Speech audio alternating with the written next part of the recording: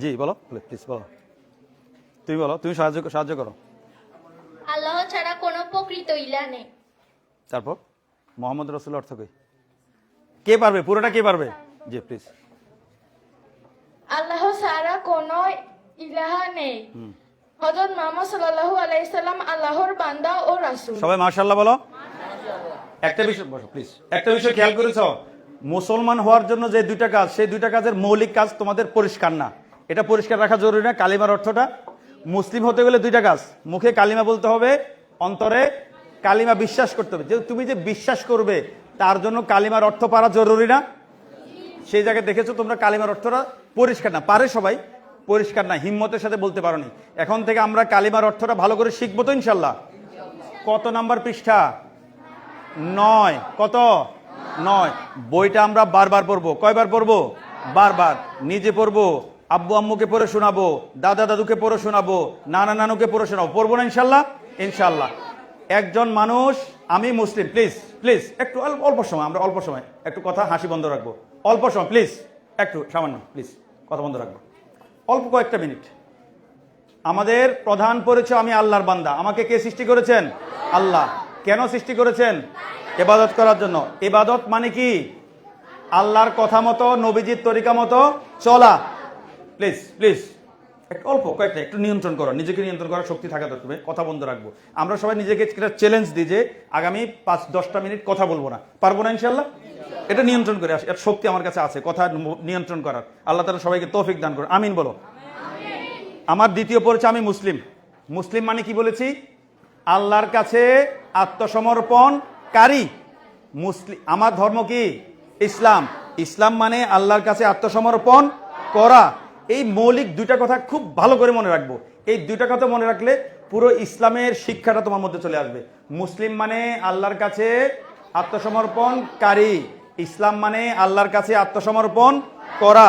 গেল। একজন মানুষ মুসলিম হতে গেলে কয়টা কাজ? দুইটা। 1, মুখে কালিমা বলবো। 2, অন্তরে কালিমা বিশ্বাস করব। আমি মুখে কালিমা বললাম, অন্তরে কালিমা বিশ্বাস করলাম, আমি মুসলিম। এখন আমার উপর কর্তব্য কি? একজন মুসলমানের উপর প্রথম কর্তব্য কি? নামাজ। মাশাআল্লাহ, 5 ওয়াক্ত নামাজ পড়া। কয় ওয়াক্ত নামাজ পড়া?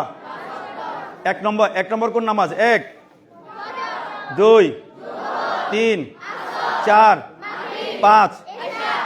কোন ওয়াক্তে? ফরজ নামাজ। ফরজ নামাজ কত রাকাত? ফজরে, জোহর, আসর, মাগরিব, এশা, মোট 17 রাকাত। মাশাআল্লাহ, 17।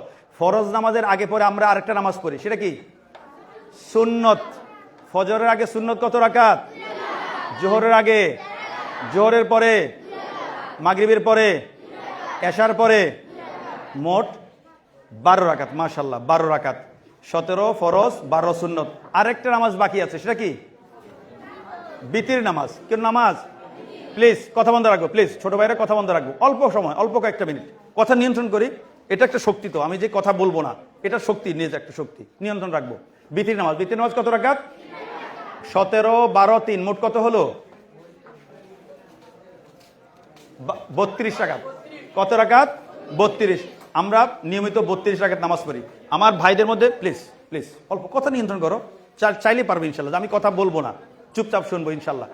তাহলে আমরা আজকে ছোট ভাইদের মধ্যে ফজর নামাজ, প্লিজ কথা বলবো না, কথা বলবো না, কথাটা নিয়ন্ত্রণ করে একটু কয়েকটা মিনিট। কি কথা নিয়ন্ত্রণ করতে পারবো না? আমরা পারবো ইনশাআল্লাহ। আল্লাহ তাআলা তৌফিক দান করো, আমিন বলি। আমিন। আজকে ফজরের নামাজ মসজিদে গিয়ে জামাতের সাথে কি পড়েছিলাম? ফজরের নামাজ মসজিদে গিয়ে জামাতের সাথে, কেউ মসজিদে গিয়ে জামাতের সাথে। মাশাআল্লাহ মাশাআল্লাহ, আল্লাহ কবুল করুক। তোমার জায়গা নাই, একটু কষ্ট করে দাঁড়াও। বই পেয়েছো? বই আছে? ঠিক আছে ঠিক আছে ঠিক আছে ঠিক আছে। জায়গা না থাকলে সিরিয়ালে দাঁড়া যাবে। জি, সবাই এখানে পাশাপাশি বসে যাও। মনে জায়গা থাকলে পুরুলে জায়গা হবে ইনশাল্লাহ।